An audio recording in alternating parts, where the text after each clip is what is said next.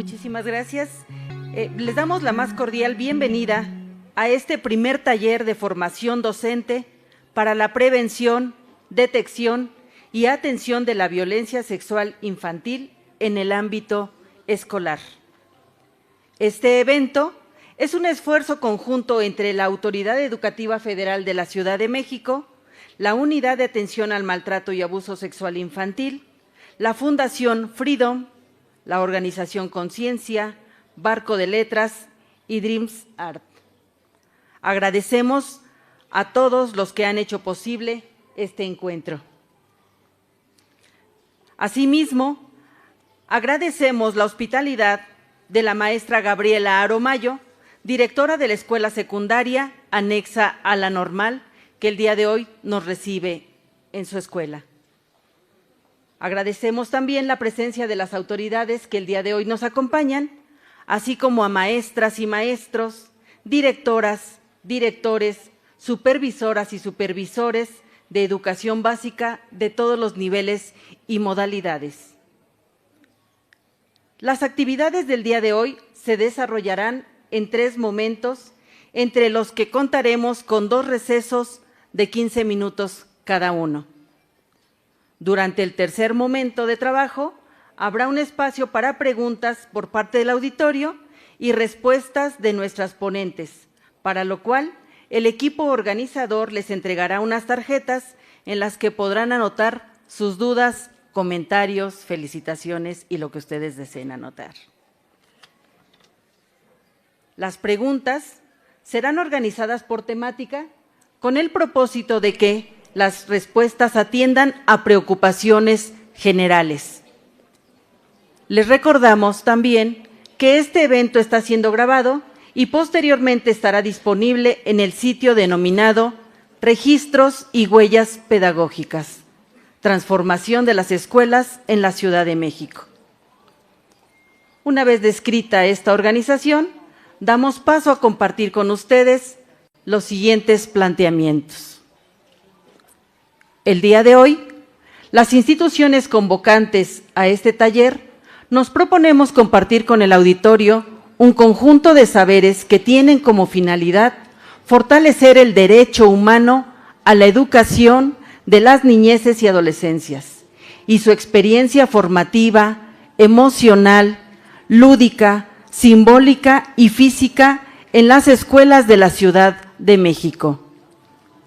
Conscientes de que las violencias tienen múltiples rostros, este es el primer taller en su tipo en la Ciudad de México que busca crear nuevos acercamientos a las realidades en las escuelas, colocando en el centro la dignidad de las niñeces y adolescencias, sus derechos, autonomía y autodeterminación desde una muy amplia diversidad por motivos de etnia, lengua, comunidad, territorio, condición migratoria, social, cultural y de salud.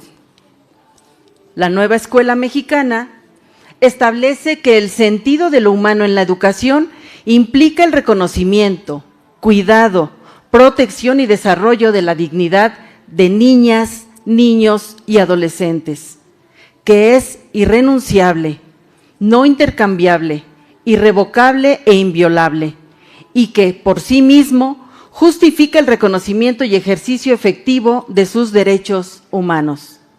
Asimismo, para la nueva escuela mexicana, el bienestar y el buen trato son 2 condiciones que deben construirse y prevalecer en el sistema educativo e implican el reconocimiento y derecho a estar bien, corporal, mental, emocional, afectiva, sentimental y espiritualmente, en todos los espacios de convivencia, dentro y fuera de la escuela. Sobre todo, el buen trato es fundamental para establecer relaciones pedagógicas y escolares libres de cualquier tipo de violencia y abuso y acoso físico, psicológico y sexual. Por lo anterior, desde la Autoridad Educativa Federal de la Ciudad de México, nos pronunciamos en contra de la violencia sexual hacia las niñeces y adolescencias en las escuelas de educación pública y particular, las violencias hacia las mujeres, estudiantes, maestras, trabajadoras administrativas y directivas, las violencias en contra de miembros de las comunidades indígenas, afroamericanas y migrantes que asisten a las escuelas, las violencias en contra de las poblaciones con alguna discapacidad o neurodivergencia que asista a las escuelas públicas y particulares, las violencias a las niñeces, adolescencias y juventudes de la comunidad LGTBQ y más. Agradecemos su atenta escucha y damos paso a nuestra primera ponente. La psicóloga Paula Aguilar, de la Fundación Conciencia, nos va a hablar algunos aspectos de introducción, conceptos básicos y detección de la violencia sexual infantil. Ella es psicóloga, especialista en psicología infantil, crianza, vínculo, maternidad y primordialmente en violencia sexual infantil y su prevención. Ha dedicado los últimos 15 años de su vida a contribuir para erradicar el abuso en las infancias, formando e informando a cuidadores, educadores, niñas y niños. Es conferencista y escritora de libros sobre prevención de la violencia sexual dirigidos a adultos y niños. Adelante, Paula Aguilar.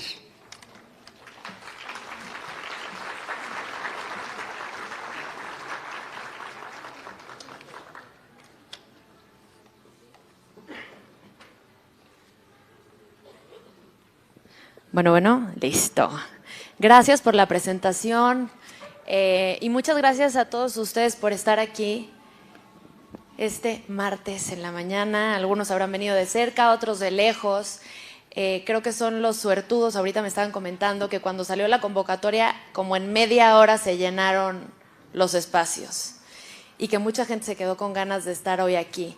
Así que qué gusto, qué suertudos que les tocó poder estar aquí de manera presencial.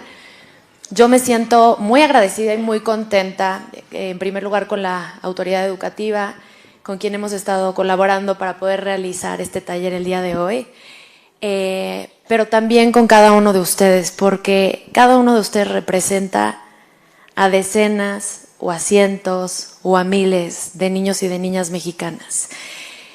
Niños y niñas que están viviendo realidades que pueden llegar a determinar el curso de su vida.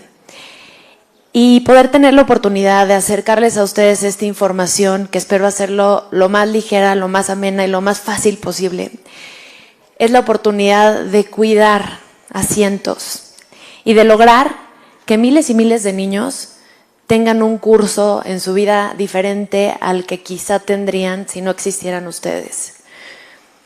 El tema que hoy vamos a ver es un tema complejo, es un tema que nos genera angustia, que moviliza miedos, que se conecta incluso con nuestra propia historia. Y por eso yo les quiero pedir que antes de pensar en todos los demás, en nuestros alumnos, en nuestros hijos, pongamos la atención en nosotros.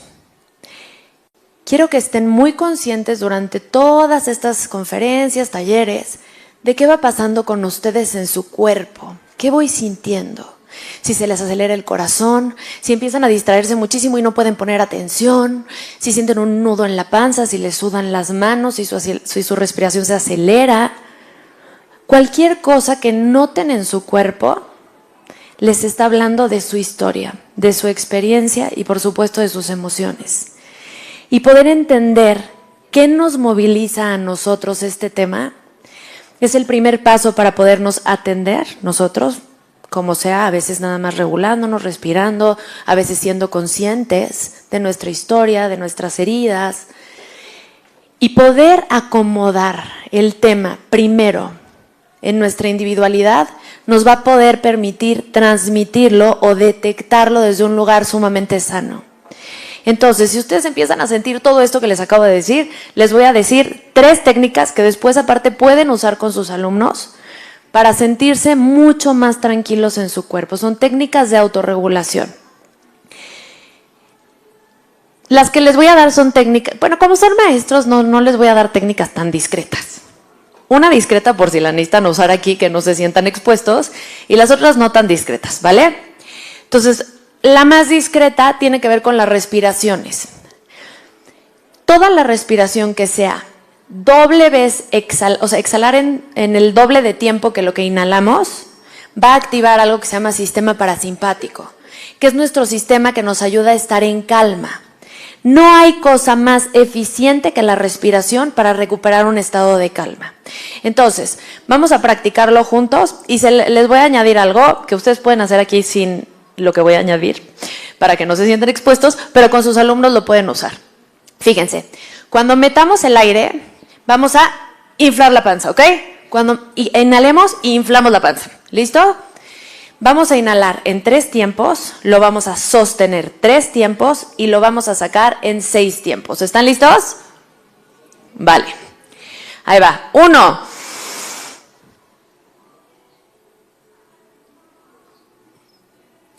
2.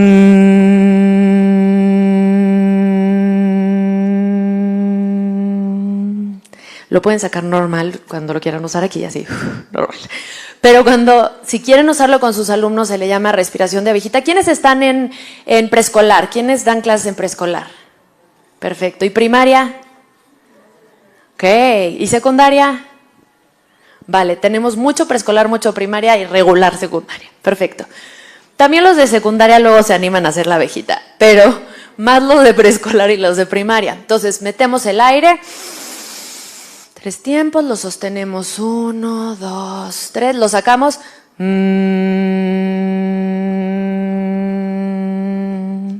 Esa vibración estimula algo que se llama el nervio vago, que activa el sistema parasimpático y calma, nos lleva a la calma. ¿Ok?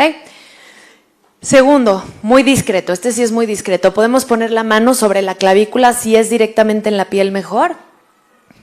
Otra vez estamos estimulando el nervio vago, activando el parasimpático, favoreciendo un estado de calma. Y si viene como con un pequeño mecernos, nos viene todavía mejor. Y luego ahí va otro, que este no está tan discreto, que se llama abrazo de mariposa. ¿Me puedes ayudar a sostenerme el micrófono aquí? Gracias. Ok.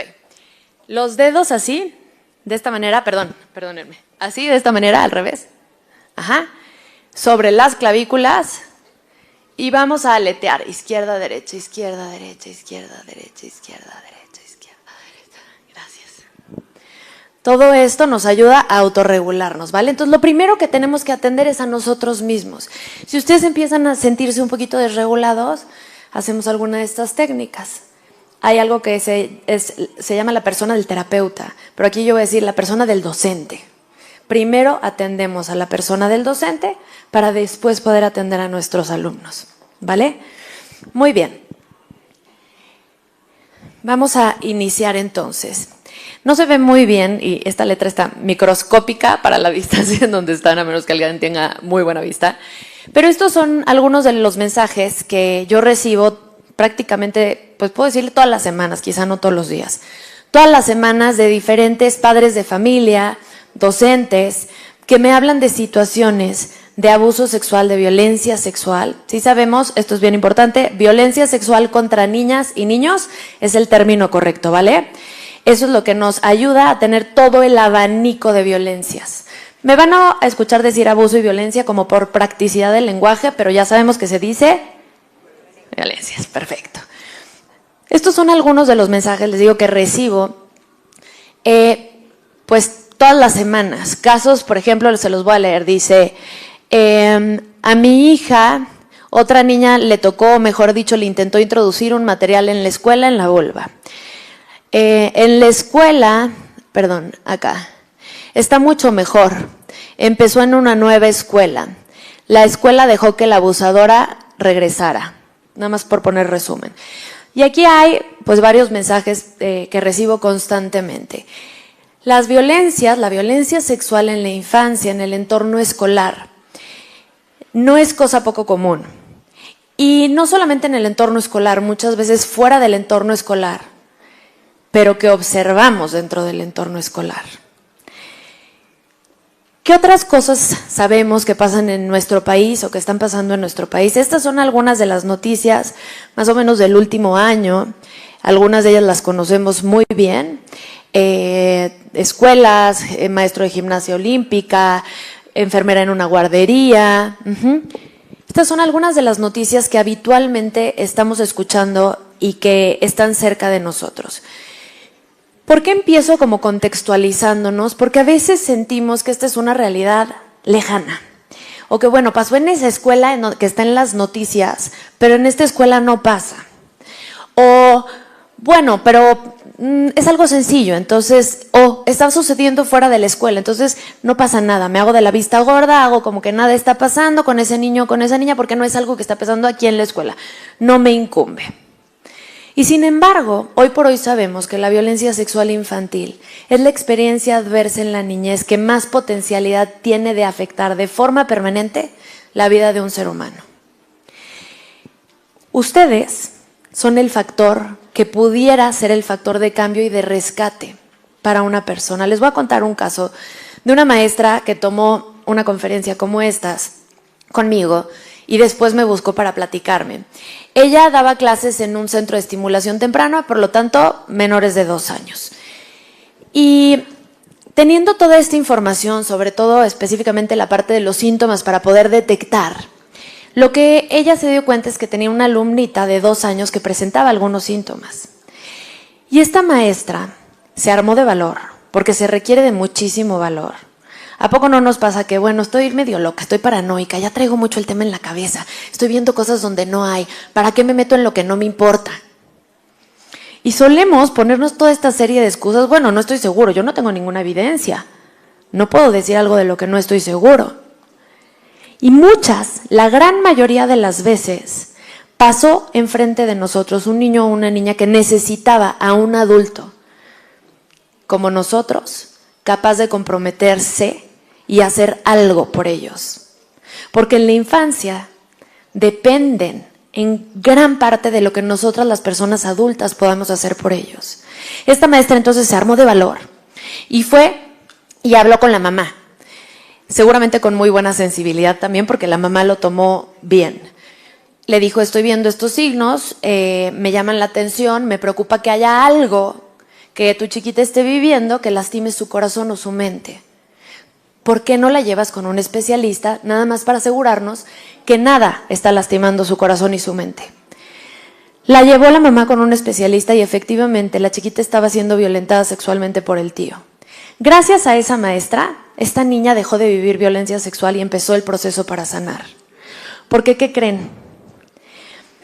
La infancia es la etapa más vulnerable para el trauma. Es decir, todas las experiencias adversas que vivimos en la niñez no solamente nos generan algún tipo de secuelas, una situación traumática, no, afectan el desarrollo mismo. Esta idea de, está chiquito, no le digas, ya no se va a acordar. Mejor no hay que decirle nada, hacemos como que nada pasó, porque está chiquito y se le va a olvidar. Efectivamente, es muy posible que se les olvide. Porque la memoria explícita, como sabemos, se desarrolla un poco más adelante. ¿Quién se acuerda de algo que les pasó a ustedes cuando tenían 1 año? Levante la mano. ¿Quién se acuerda de algo que les pasó al año? Ok. ¿Quién se acuerda de algo que les pasó a los 2 años? Levante la mano. Tenemos 2 por ahí, muy buena memoria. ¿Algo que les pasó a los 3 años? 3. ¿Algo que les pasó a los 4 años? ¿A los 5? ¿A los 6? ¿A los 7? ¿De los 8 en adelante tienen recuerdos? Ok. ¿Se fijan? La memoria explícita se construye alrededor de los 4 años. Los que tuvieron ahí recuerdos antes sí puede pasar, pero la memoria como tal explícita de manera global es alrededor de los 4 años. ¿Puede pasar que los niños no se acuerden del evento? Claro que puede pasar. ¿Significa que entonces no va a haber ninguna secuela? No. El que no haya memoria explícita no significa que la experiencia no se plasmó en el desarrollo del cerebro de ese niño. Por eso no es lo mismo vivir una situación de este tipo en la vida adulta que en la niñez, cuando mi cerebro todavía está creciendo y se está desarrollando. Como les digo, estas experiencias afectan el desarrollo mismo, el desarrollo de la identidad. el desarrollo de la forma en que nos vinculamos y nos relacionamos con otros, la forma en que nos relacionamos con nosotros mismos, la estructura de la psique, la salud mental, la salud física. Toda la infancia y la adolescencia, nuestro cerebro está conectándose, estructurándose. La arquitectura del cerebro y la estructura de la psique humana se construye en estas etapas. ¿Y cómo se construye? A partir de las experiencias. Si las experiencias son adversas, se cablea de una forma. Si las experiencias son bien tratantes, se cablea de otra forma. Y esa va a ser la manera en que voy a funcionar de aquí en adelante. ¿Cuál es la gran noticia? Que si nosotros detectamos de forma temprana que una experiencia de este tipo está sucediendo, logramos detenerla y empezamos el proceso de sanar, así de vulnerable como era el cerebro para verse afectado, así de potencial tiene para curarse. Yo me dedico a trabajar con niños, pero también trabajo con adultos sobrevivientes de violencia sexual infantil. Lo que yo avanzo con un niño en, voy a decir, un mes, avanzo con un adulto a lo mejor en un año. Las proporciones son muy diferentes porque el cerebro todavía es muy plástico. Cosas que en un adulto podrían no tener vuelta atrás, en un niño sí. Pero la diferencia es que tenemos que intervenir a tiempo. A veces papá y mamá no van a ser quienes detecten. A veces incluso papá y mamá pueden ser quienes estén violentando. A veces el único recurso en la vida que va a tener un niño y una niña son ustedes. Tengo una paciente que se llama Regina. Ella escribe su testimonio en un libro que tengo que se llama Inaccesibles. Y ella, de sus grandes dolores, ella fue violentada sexualmente por su mamá hasta los 18 años. Y de sus grandes dolores era que sabía que sus maestras se daban cuenta. Incluso una vez la directora de la escuela le dijo: yo sé que pasan muchas cosas con tu mamá, pero aquí lo único que me importa es que tú saques buenas calificaciones. La herida que tiene esa niña, bueno, ya tiene 23 años, el dolor, la pérdida de esperanza en la humanidad y la diferencia que pudo haber hecho esa misma maestra con un comentario o una intervención totalmente diferente. Eso es el potencial que ustedes tienen en sus manos. Voy a ponerles un video hermoso de la campaña de Tenemos que Hablar de Fundación Freedom, que nos ayuda a entender cómo es que se infiltra la violencia sexual en la vida de nuestros niños y el impacto que puede tener.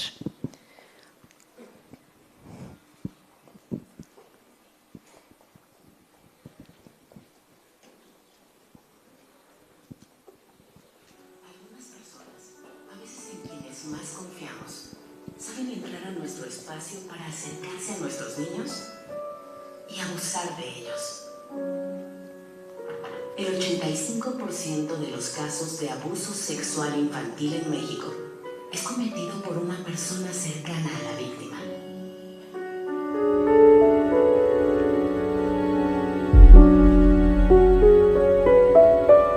Ante un abuso, los niños pueden desarrollar cambios en su comportamiento, su ánimo o su forma de relacionarse. El abuso rara vez se expresa con palabras. Aprende a detectar las señales.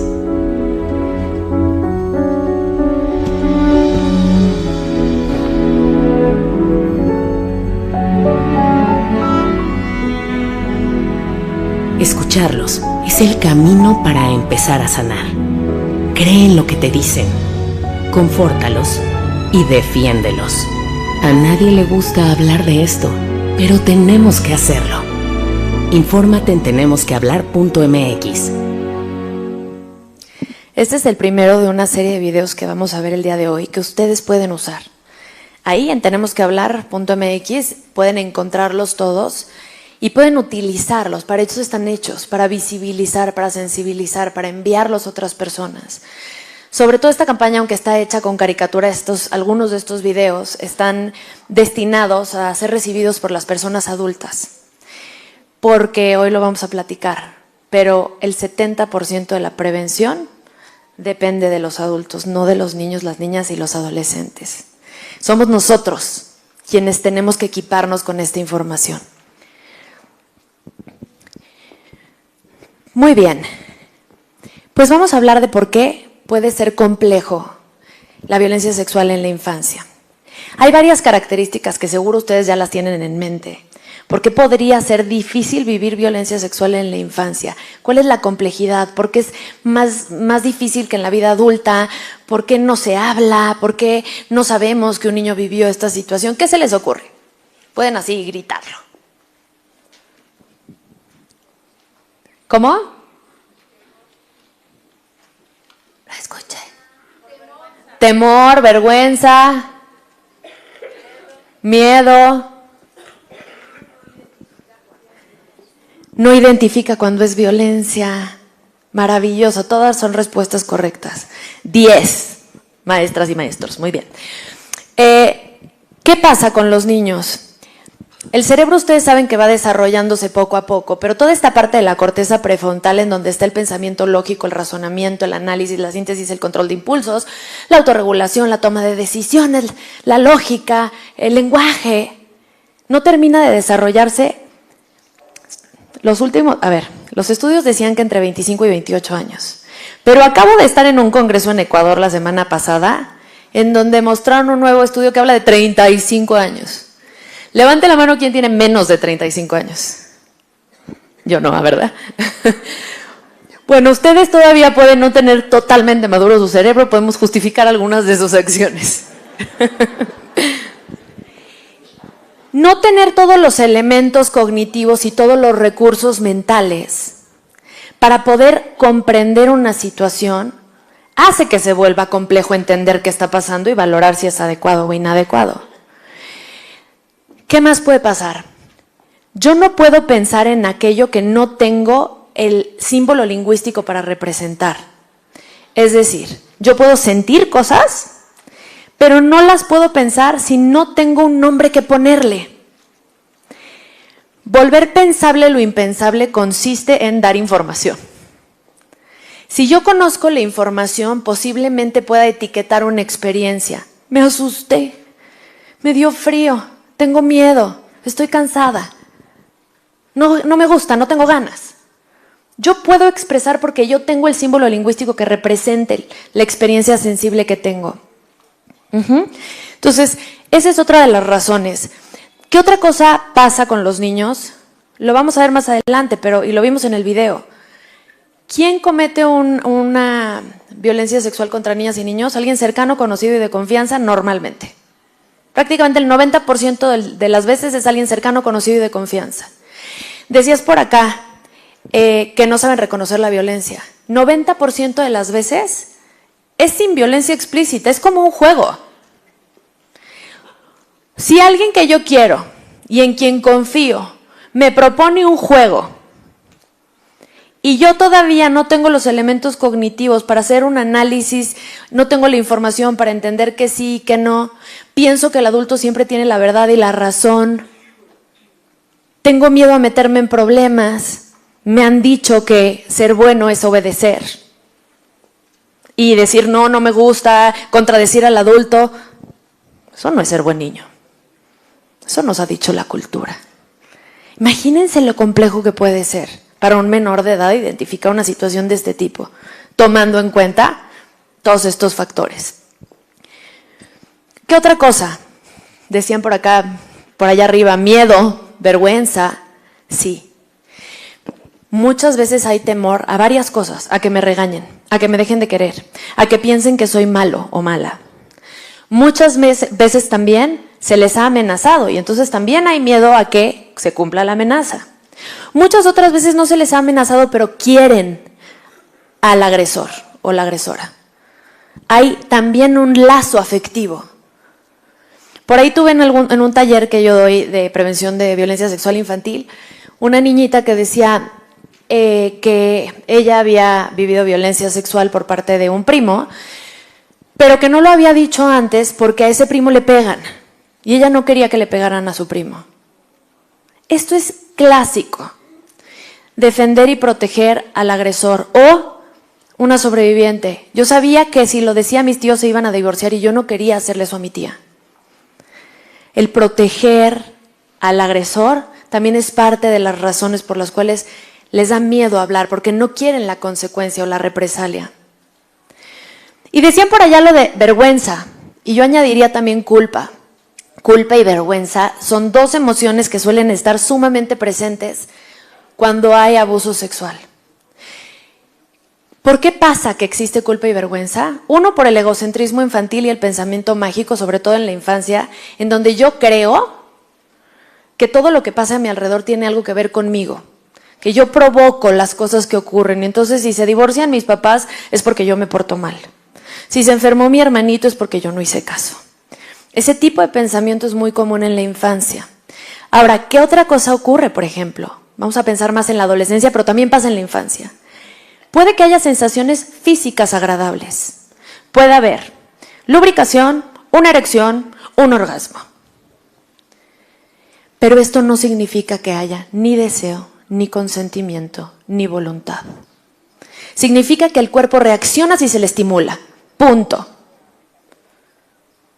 Pero ¿qué pasa? Muchísimas personas, niños, jóvenes e incluso adultos, piensan que si hubo una sensación agradable, significa que me gustó.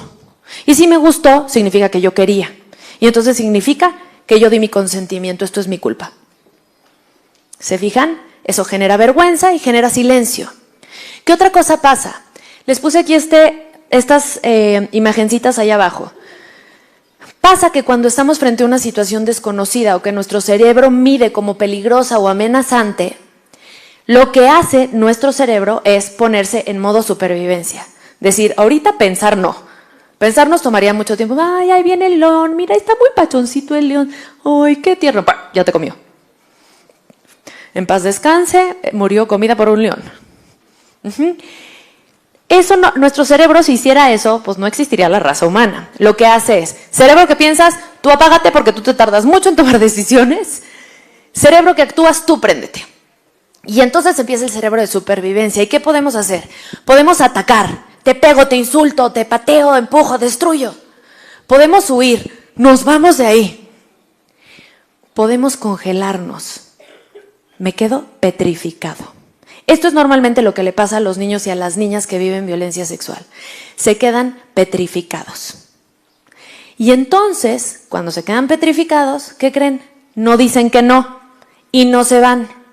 Y ahora los niños de hoy normalmente ya saben muchas cosas. Nadie te debe ver y tocar tus partes privadas. Cosas por el estilo. Yo ya sé que nadie me debe ver y tocar mis partes privadas, pero ¿qué creen? Cuando pasó, no me fui, me quedé ahí. No dije que no. ¿Por qué no dije que no? ¿Por qué no me fui? ¿Significa que soy malo? ¿Significa que yo quería? ¿Significa que di mi consentimiento? Culpa, vergüenza, silencio. No significa que dieron su consentimiento. Un niño y una niña... A ver, para que exista un consentimiento hay muchas características, pero una de ellas tiene que ver con saber qué es, qué significa y qué implica lo que voy a hacer. Saber qué implica para un niño y una niña, yo les diría, imposible. No hay consentimiento ni aunque digan que sí, ni aunque lo pidan ellos mismos. No existe ese consentimiento, porque no cumple con las características, no sabe lo que implica esa acción. ¿Qué otra cosa puede pasar aparte de congelarse o paralizarse? Someterse. Y entonces veo que hay alguien, me acabo de acordar de un ejemplo que me pasó a mí.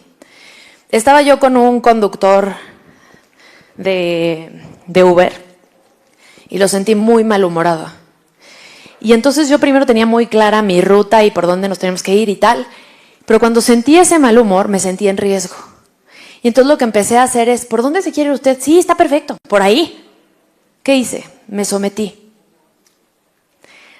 De forma muy sutil, otro ejemplo mucho más ligero, pero eso nos pasa. Cuando medimos un peligro o un riesgo, también una forma de sobrevivir es, ¿qué le tengo que dar al otro para que se esté tranquilo y yo no me sienta en riesgo? Y me someto y complazco. Los niños que dijeron que sí, no solo no dijeron que no, que dijeron que sí, sienten que fue su culpa, se avergüenzan y silencio, no lo hablan. Luego también pasa otra cosa, hay algo que se llama disociación. Es un mecanismo de defensa que nos protege ante las cosas que son intramitables, que no podemos procesar. Las encapsula y las vuelve desconocidas de la conciencia. Entonces puede haber amnesia, puede haber olvido, puede haber la sensación de que sí pasó, no pasó, duda, cuestionármelo, preguntarme si me pasó a mí o le pasó a alguien más. Esto es parte del fenómeno de la disociación. ¿Qué otra cosa puede pasar?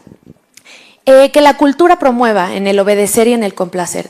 Dale un beso a la abuelita, se va a poner triste. Y la abuelita, me voy a poner muy triste. Y entonces ahí va Pedrito y le da el beso a la abuelita. Le estamos enseñando a Pedrito, Pedrito, eso que tú sientes, eso que está en tu cuerpo y que te indica las cosas que están bien o mal para ti, eso no importa. A eso no le hagas caso. Aquí lo único importante es que la abuela no se ponga triste. Es complacer al adulto. ¿Que no estamos hablando de una situación que si la equiparáramos con una violencia sexual es justo lo que ocurre? La cultura que promueve la obediencia ciega, que obedecer es que haga lo que quiero, cuando yo quiero, como yo quiero. Y todos lo vemos como un halago. ¡Qué obediente es tu hijo! Y todos, gracias. ¿Qué creen? No queremos niños obedientes. Porque un niño obediente es un niño que se somete y que para someterse se anula y se desconecta de sí mismo. ¿Queremos niños que comprendan las normas? Sí. ¿Que tengan suficiente autorregulación para ajustarse a ellas? Sí. ¿Que puedan predecir consecuencias y elijan bien? Sí. Pero niños que piensen, que cuestionen, que digan, me gusta, no me gusta, me parece, siento, esto me incomoda. Que tengan voz y que esa voz sea recibida y se le dé un espacio de validación a esa voz. Entonces, estas son algunas de las razones por las cuales es muy compleja la violencia sexual en la infancia. Ahora, les fui trayendo algunos regalitos. Entonces, fíjense, este es un cuento que hice justo para explicarle a los niños que a veces no decir que no o decir que sí no significa que es su culpa, sino que simplemente se activó su sistema nervioso autónomo. Y esto ayuda a quitar culpas y vergüenzas para promover el que puedan ellos hablar. Les voy a pedir que busquen, volteen a ver en su hoja que está pegada en el asiento. 2 personas tienen un puntito morado, solo 2. Pero traje varios cuentos, o sea, les va a tocar de otros 2. Gracias, Lore. ¿Quiénes son los? La hojita en la que está su espalda.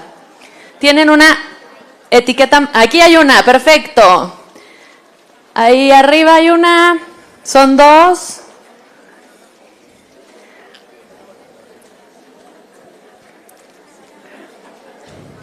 Es en la hoja que está en su respaldo, ¿ok? La hoja que está en su respaldo. Bueno, si todavía no llega y es tu vecina y está vacío ese asiento, te lo mereces. Levanta la mano y te lo damos. ¿Allá arriba? Perfecto. Muy bien. No sirve. ¿Qué pasa también súper comúnmente con la violencia sexual infantil?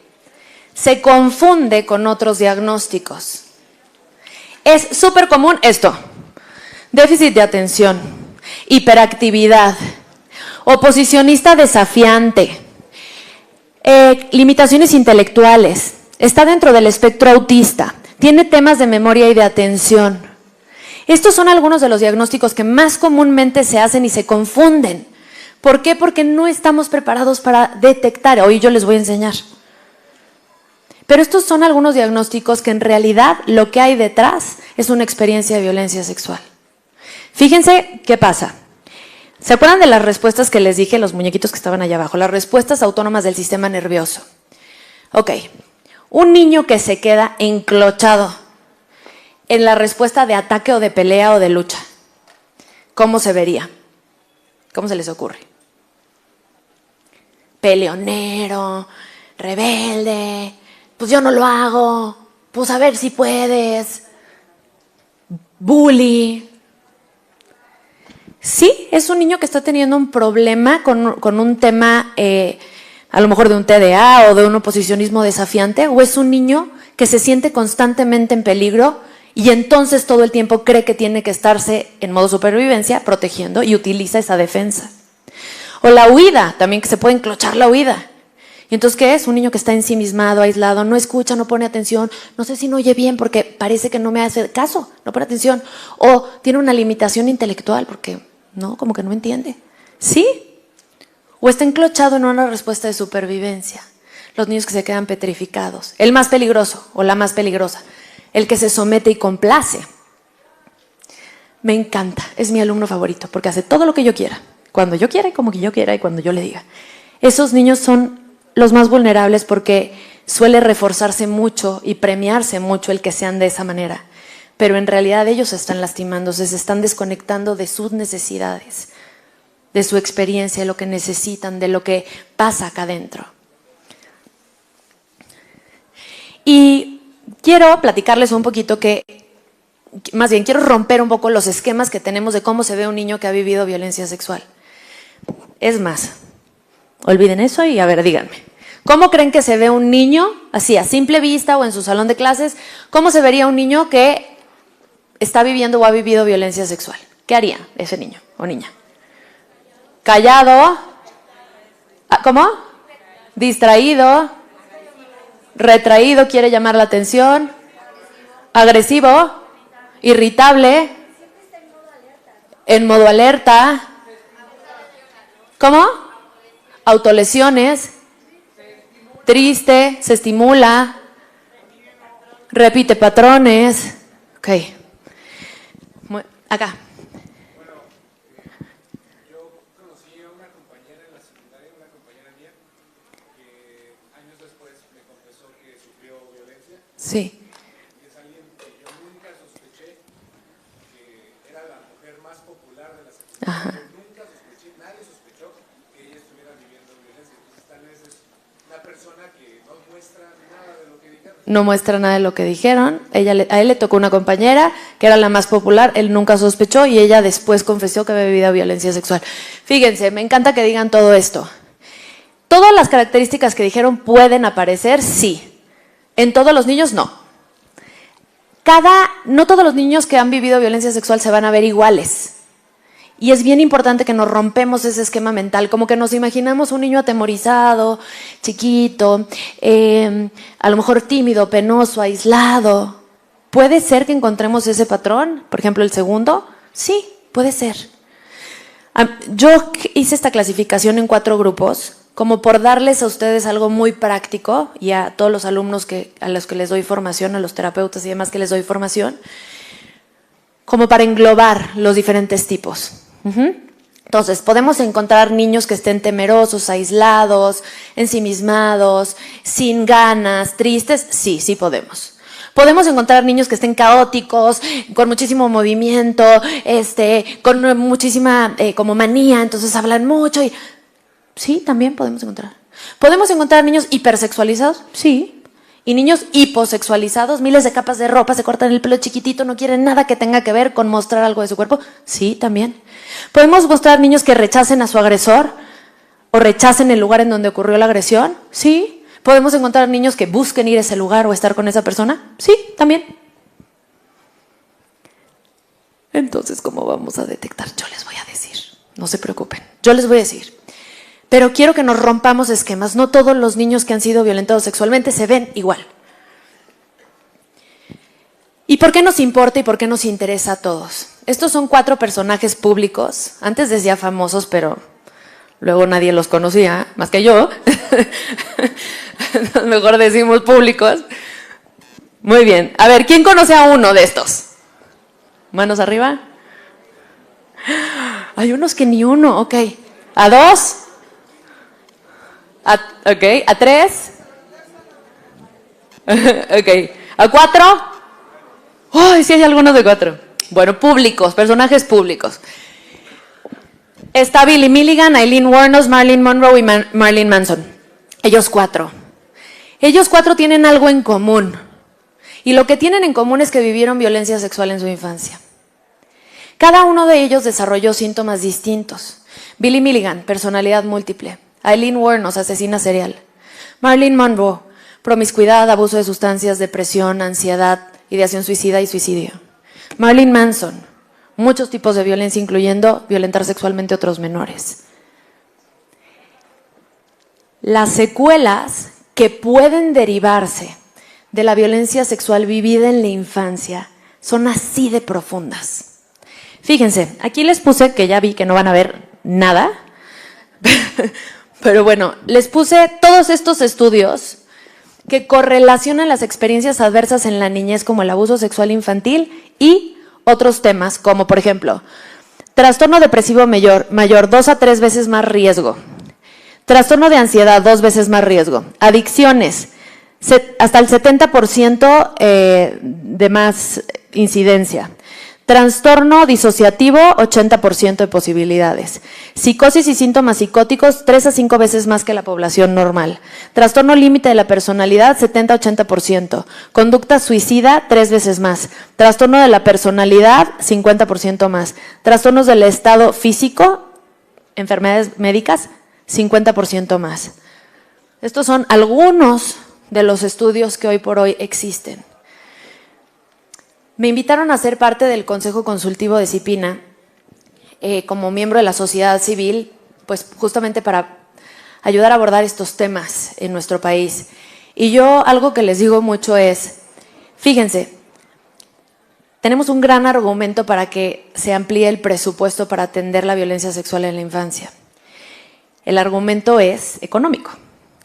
Si nosotros nos dedicáramos a prevenir, detectar y tratar la violencia sexual en la infancia, disminuiríamos el gasto en salud física, cánceres, temas autoinmunes, fibromialgias, temas gastrointestinales, de la piel.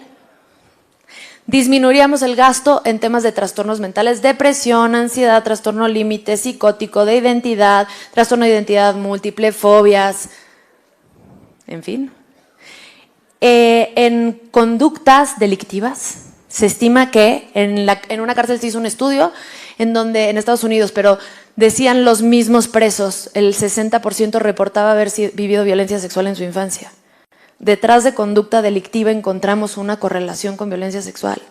¿Con qué otra cosa? Trastornos de conducta alimenticia, abuso de sustancias. Las clínicas de rehabilitación están llenas de adultos sobrevivientes de violencia sexual infantil. El impacto que esta experiencia tiene en la vida de un ser humano es enorme. Y no les cuento del sufrimiento. Yo atiendo entre 5 y 15 casos al día.